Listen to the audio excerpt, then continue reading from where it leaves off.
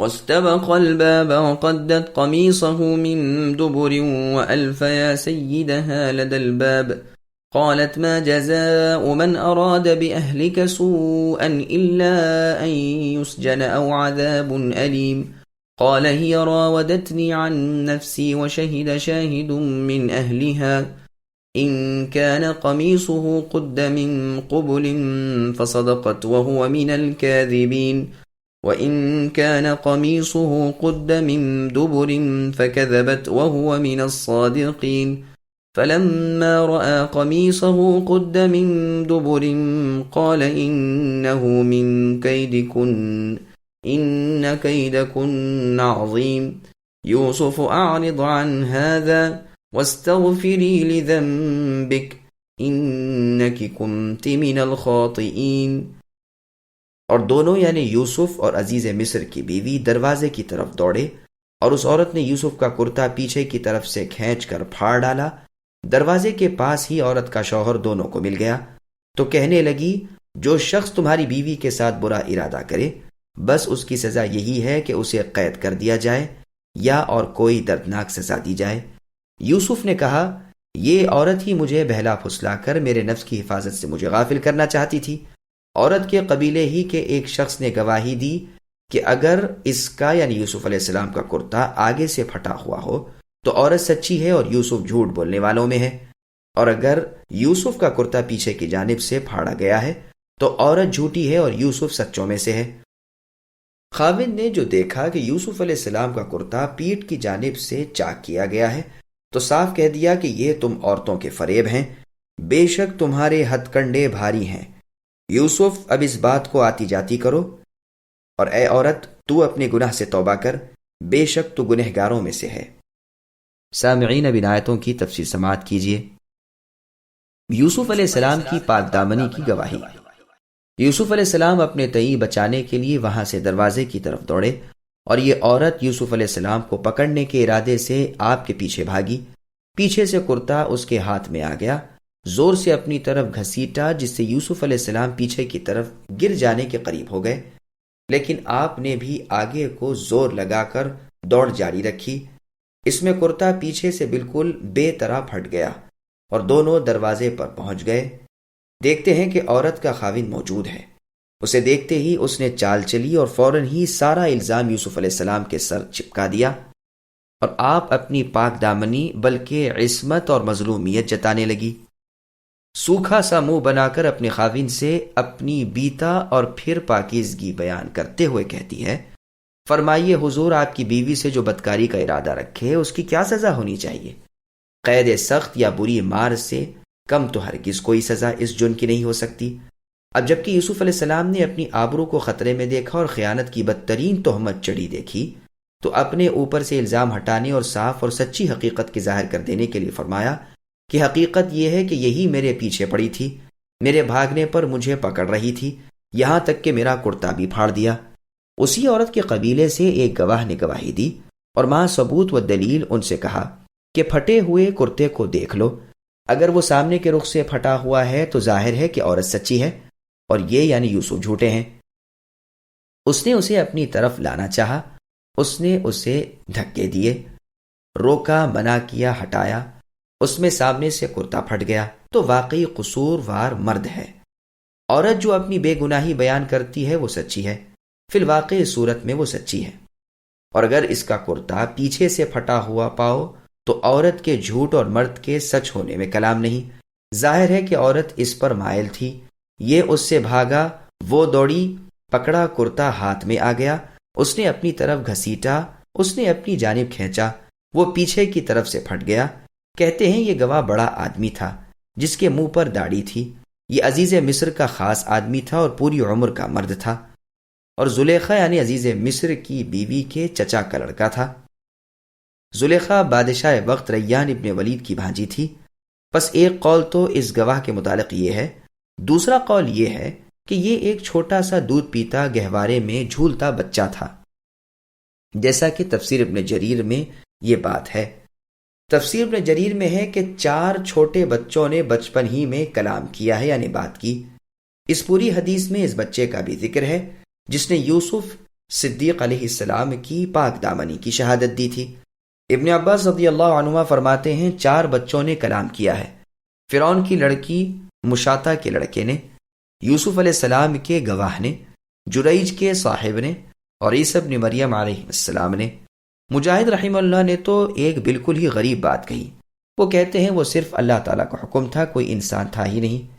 اسی تجویز کے مطابق جب زلیخا کے شوہر نے دیکھا تو یوسف علیہ السلام کے کرتے کو پیچھے کی جانب سے پھٹا ہوا دیکھا۔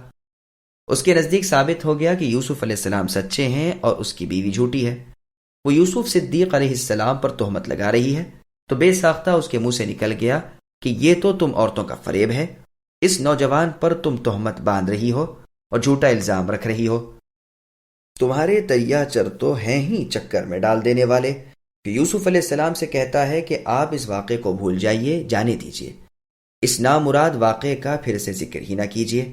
پھر اپنی بیوی سے کہتا ہے کہ تم اپنے گناہ سے استغفار کرو، نرم آدمی تھا، نرم اخلاق تھے، یا یوں سمجھو کہ وہ جان رہا تھا کہ عورت معذور سمجھے جانے کے لائق ہے، اس نے وہ دیکھا ہے جس پر صبر کرنا بہت مشکل ہے، اس لیے اسے ہدایت کر دی کہ اپنے برے ارادے سے توبہ کر، سراسر تو ہی خطاوار ہے، کیا خود پھر الزام دوسروں کے سر رکھا؟ وقال نسوة في المدينة امرأة العزيز تراود فتاها عن نفسه قد شغفها حبا إنا لنراها في ضلال مبين فلما سمعت بمكرهن أرسلت إليهن وأعتدت لهن متكئا وآتت كل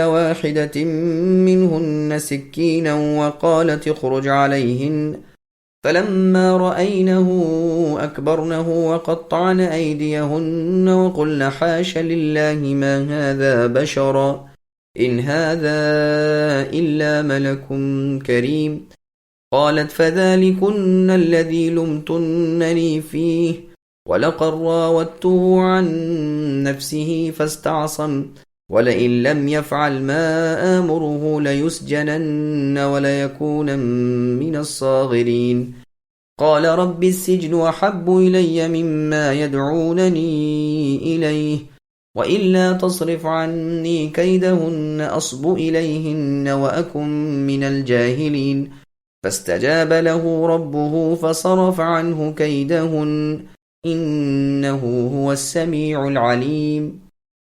شہر کی عورتوں میں چرچا ہونے لگا کہ عزیز مصر کی بیوی اپنے جوان غلام یعنی یوسف کو اپنا مطلب نکالنے کے لیے بہلانے پھسلانے میں لگی رہتی ہے، اس کے تو دل میں یوسف کی محبت بیٹھ گئی ہے، ہمارے خیال میں تو وہ صریح غلطی میں پڑ رہی ہے۔ اس نے جب ان کی اس پر فریب غیبت کا حال سنا تو انہیں بلوا بھیجا اور ان کے لیے ایک مجلس مرتب کی اور ان میں سے ہر ایک عورت کو چھری دی اور کہا اے یوسف ان کے سامنے چلے آؤ۔ ان عورتوں نے جب یوسف علیہ السلام کو دیکھا تو بہت بڑا جانا اور اپنے ہاتھ کاٹ لیے اور زبان سے نکل گیا کہ حاشا للہ، یہ انسان تو ہرگز نہیں، یہ تو یقیناً کوئی بہت ہی بزرگ فرشتہ ہے۔ اس وقت عزیز مصر کی بیوی نے کہا یہی ہیں جن کے بارے میں تم مجھے طعنے دے رہی تھی، میں نے ہر چند اس سے اپنا مطلب حاصل کرنا چاہا لیکن یہ بال بال بچا رہا، اللہ کی قسم جو کچھ میں اس سے کہہ رہی ہوں اگر یہ نہ کرے گا تو یقیناً یہ قید کر دیا جائے گا اور بے شک یہ بہت ہی بے عزت ہوگا۔ یوسف علیہ السلام نے دعا کی کہ اے میرے پروردگار، جس بات کی طرف یہ عورتیں مجھے بلا رہی ہیں اس سے تو مجھے جیل خانہ بہت پسند ہے، اگر آپ نے ان کا فن فریب مجھ سے دور نہ کیا تو میں تو ان کی طرف مائل ہو جاؤں گا اور بالکل نادانوں میں جا ملوں گا۔ یوسف علیہ السلام کے رب نے ان کی دعا قبول کر لی اور ان عورتوں کے داؤ پیچ ان سے پھیر دیے، یقیناً وہ اللہ سننے جاننے والے ہیں۔ سامعین اب ان آیتوں کی تفصیل سماعت کیجیے۔ یوسف علیہ السلام اور شہر کی عورتوں کا مکر و فریب۔ اس داستان محبت کی خبر شہر میں ہو گئی، چرچے ہونے لگے۔ چند شریف زادیوں نے نہایت تعجب و حقارت سے اس قصے کو دہرایا کہ دیکھو وزیر کی بیوی ہے اور ایک غلام پر جان دے رہی ہے، اس کی محبت کو اپنے دل میں جمائے ہوئے ہے۔ شغف کہتے ہیں حد سے گزری ہوئی قاتل محبت کو، اور شغف اس سے کم درجے کی ہوتی ہے۔ شغاف کہتے ہیں کہ دل کے پردوں کو، کہتی ہیں کہ عزیز کی بیوی صریح غلطی میں پڑی ہوئی ہے، کہیں ان غیبتوں کا پتہ عزیز کی بیوی کو چل گیا۔ یہاں لفظ مکر اس لیے بولا گیا ہے کہ بقول بعض خود ان عورتوں کا یہ فی الواقع ایک کھلا مکر تھا۔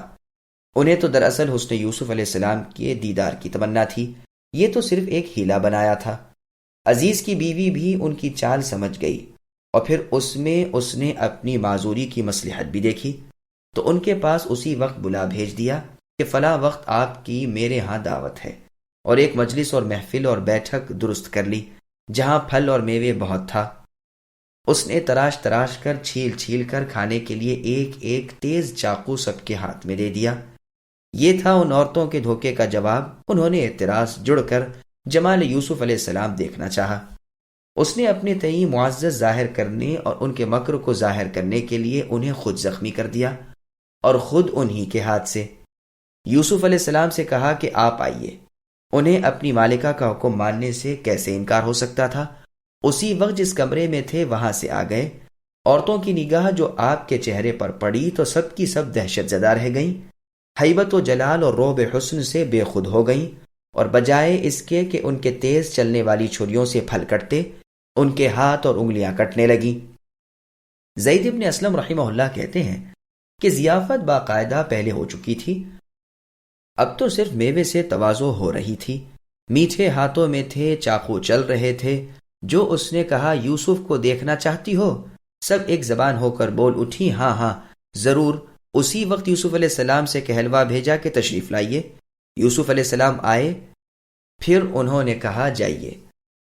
آپ چلے گئے۔ آتے جاتے سامنے سے پیچھے سے ان سب عورتوں نے پوری طرح آپ کو دیکھا۔ دیکھتے ہی سب سکتے میں آ گئی، ہوش و حواس جاتے رہے۔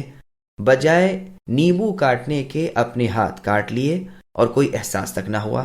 ہاں جب یوسف علیہ السلام چلے گئے تب ہوش آیا اور تکلیف محسوس ہوئی، تب پتہ چلا کہ بجائے پھل کے ہاتھ کاٹ لیا ہے۔ اس پر عزیز کی بیوی نے کہا دیکھا، ایک ہی مرتبہ کے جوان نے تمہیں ایسا از خود رفتہ کر دیا، پھر بتلاؤ میرا کیا حال ہوگا۔ عورتوں نے کہا اللہ کی قسم یہ انسان نہیں، یہ تو فرشتہ ہے، اور فرشتہ بھی بڑے مرتبے والا۔ آج کے بعد ہم کبھی تمہیں ملامت نہ کریں گی۔ ان عورتوں نے یوسف علیہ السلام جیسا تو کہاں، ان کے قریب ان کے مشابہ بھی کوئی شخص نہیں دیکھا تھا۔ یوسف علیہ السلام کو آدھا حسن اللہ تعالیٰ نے عطا فرما رکھا تھا۔ چنانچہ صحیح مسلم میں ہے کہ معراج کی حدیث میں کہ تیسرے آسمان میں رسول اللہ کی ملاقات یوسف علیہ السلام سے ہوئی، جنہیں آدھا حسن دیا گیا تھا۔ اور روایت میں ہے کہ یوسف علیہ السلام اور آپ کی والدہ صاحبہ کو آدھا حسن اللہ تعالیٰ نے عنایت فرمایا تھا۔ ایک اور روایت میں ہے کہ تہائی حسن یوسف علیہ السلام کو اور آپ کی والدہ کو دیا گیا تھا۔ یوسف علیہ السلام کا چہرہ بجلی کی طرح روشن تھا۔ جب کبھی کوئی عورت آپ کے پاس کسی کام کے لیے آتی تو آپ اپنا منہ ڈھک کر اس سے بات کرتے کہ کہیں وہ فتنے میں نہ پڑ جائے۔ اور روایت میں ہے کہ حسن کے 3 حصے کیے گئے، تمام لوگوں میں 2 حصے تقسیم کیے گئے، اور ایک حصہ صرف یوسف علیہ السلام کو اور آپ کی ماں کو دیا گیا۔ 2 تہائیاں حسن کی ان ماں بیٹے کو ملی، اور 1 تہائی میں دنیا کے تمام لوگ۔ اللہ تعالیٰ نے آدم علیہ السلام کو اپنے ہاتھ سے کمال صورت کا نمونہ بنایا تھا اور بہت ہی حسین پیدا کیا تھا۔ آدم علیہ السلام کی اولاد میں آدم کا ہم وزن کوئی نہ تھا، اور یوسف علیہ السلام کو ان کا آدھا حسن دیا گیا تھا۔ بس ان عورتوں نے یوسف علیہ السلام کو دیکھ کر ہی کہا کہ معاذ اللہ یہ انسان نہیں۔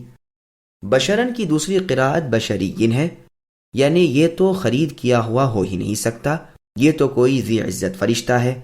اب عزیز کی بیوی نے کہا بتلاؤ، اب تو تم مجھے عذر والی سمجھو گی۔ اس کا جمال و کمال کیا ایسا نہیں کہ صبر و سحار چھین لے؟ میں نے اسے ہر چند اپنی طرف مائل کرنا چاہا، لیکن یہ میرے قبضے میں نہیں آیا۔ اب سمجھ لو کہ جہاں اس میں یہ بہترین ظاہری خوبی ہے، وہاں عصمت و عفت کی باطنی خوبی بھی بے نظیر ہے۔ پھر دھمکانے لگی کہ اگر میری بات یہ نہ مانے گا تو اسے قید خانہ بھگتنا پڑے گا، اور میں اس کی بڑی ذلت کروں گی۔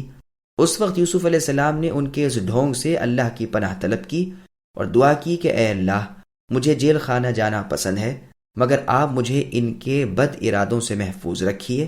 ایسا نہ ہو کہ میں کسی برائی میں پھنس جاؤں۔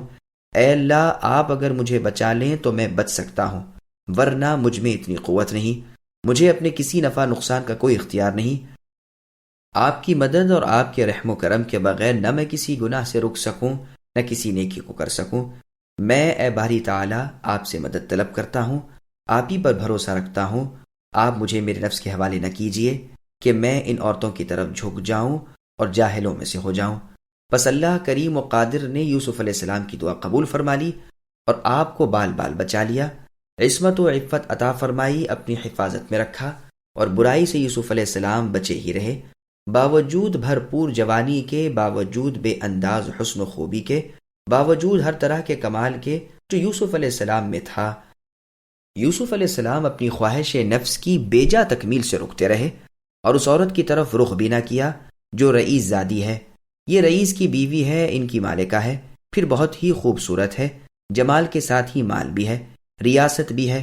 وہ اپنی بات کے ماننے پر انعام و اکرام کا اور نہ ماننے پر جیل کا اور سخت سزا کا حکم سنا رہی ہے۔ لیکن یوسف علیہ السلام کے دل میں اللہ کے خوف کا سمندر موجزن ہے۔ آپ اپنی اس دنیاوی آرام اور اس عیش اور لذت کو اللہ کے نام پر قربان کرتے ہیں اور قید و بند کو اس پر ترجیح دیتے ہیں کہ اللہ کے عذابوں سے بچ جائیں اور آخرت میں ثواب کے مستحق بن جائیں۔ بخاری اور مسلم میں ہے، رسول اللہ صلی اللہ علیہ وسلم فرماتے ہیں، 7 قسم کے لوگ ہیں جنہیں اللہ عز و جل اپنے سائے تلے سایہ دیں گے جس دن کوئی سایہ سوائے اللہ کے سائے کے نہ ہوگا۔